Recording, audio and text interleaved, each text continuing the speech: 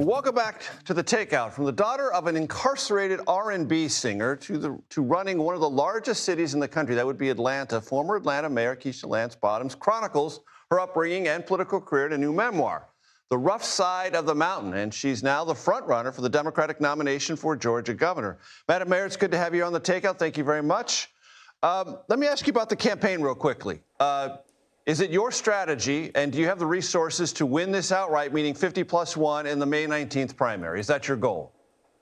Our goal is to win it outright. Early voting begins in Georgia April 27th. Voter registration ends today, actually, for people who want to participate. We could always use more resources. We need more resources. On the Republican side, $65 million of personal money has already been put in. I don't think that the Democratic candidates have probably raised $10 million combined. So resources are always wanted and needed, but I trust that we're going to have everything we need to close this out. I'm more than 30 points up in the polls, and we want to finish this in May so we don't have to go into a runoff and then have all of this Republican money flood in on our side. Two issues about the future of Georgia. You have proposed, as I understand it, exempting public school teachers from state income taxes. I'd like you to explain that. And also, I'd like to understand what you would do if you're governor when it comes to ICE enforcement within Georgia. So we'll start with teachers. We have about a 5,000 teacher shortage in the state of Georgia. Literacy rates are in the 30s in Georgia, so we're not doing great in that area. The proposal to eliminate state income taxes for teachers is just a small thing that we can do to help retain and attract more teachers into our state. Also, I'm just attacking literacy across the board. I want to begin school at kindergarten. Right now, it's mandatory that it start at first grade for kids in Georgia. And also, I want to fully fund pre-K for all of our kids. We haven't fully funded education in Georgia, but 3 times in nearly 30 years. So it really is our Achilles heel as a state. We do so well in so many areas. Education's not one of them. ICE. When I was mayor of Atlanta, I closed our city jail to ICE during the family separation crisis. I ended a multi-year, multi-million-dollar contract with ICE, and I stood up to the Trump administration. Many states and cities followed suit. And as governor, I'll be called upon, it looks like, to do the same thing. Listen, nobody wants hardened criminals on our streets. Nobody wants violent criminals on our streets, but we do want law enforcement that's working legally and on behalf of communities and not against our communities. Your father, named Major Lance.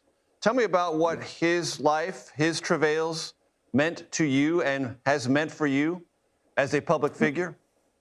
My dad was a wonderful man, a very complicated man. He was a big R&B singer in the 1960s. He was a Grammy-nominated artist, gave this little unknown guy named Elton John his professional start in music. He opened for the Beatles when they came to America. Just a great story. But my dad suffered from addiction. At some point, he told my mom when he was performing in the 60s, they would give them something to wake up in the morning and give them something to be able to stay up at night. So it's a story that is too often repeated by men of that era who were in the entertainment industry. He made the decision to begin selling drugs. And it was when his music career began to wane, and it really was out of desperation, and it changed everything about my life and our family. I start the book by writing about the day I came home from school when I was 8 years old and saw my dad literally being taken away in handcuffs. And I had spoken publicly about that part of my life before and how it shaped me from going from ballet lessons and this great life of privilege on weekends to visiting my dad in prisons across Georgia. But in this book, I'm so grateful I get the opportunity to tell his story in its totality, that he was just this wonderful dad, a wonderful person. But he made a decision that changed my life. And in many ways, it's strengthened me as a leader, just in terms of the choices I make and the compassion that I have toward people who may be experiencing difficult times. Madam Mayor, I note on page 159 you write, I leaned into my steadfast belief that me, all caps, plus God, all caps, equals a majority, all caps. Is that a spiritual statement or a political statement? No, in this season, it's probably both. But for me, faith has always been at the center, this cornerstone of what's helped me know that better days lie ahead. I write about my grandparents and my grandmother's faith and how she often reminded us that even in the midst of very difficult circumstances that things would still work for our good. And for me, especially leading Atlanta during unprecedented times, not having a blueprint, quite frankly, for that leadership, there were often times that all I had to rely on was my faith and common sense. And I still rely on my faith. It's not an either-or proposition for me.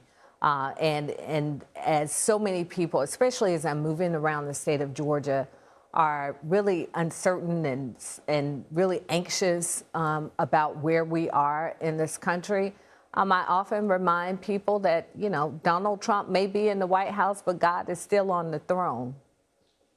Former Atlanta Mayor Keisha Lance Bottoms, also candidate for governor. Good state of Georgia. Thank you very much for your time. I appreciate it.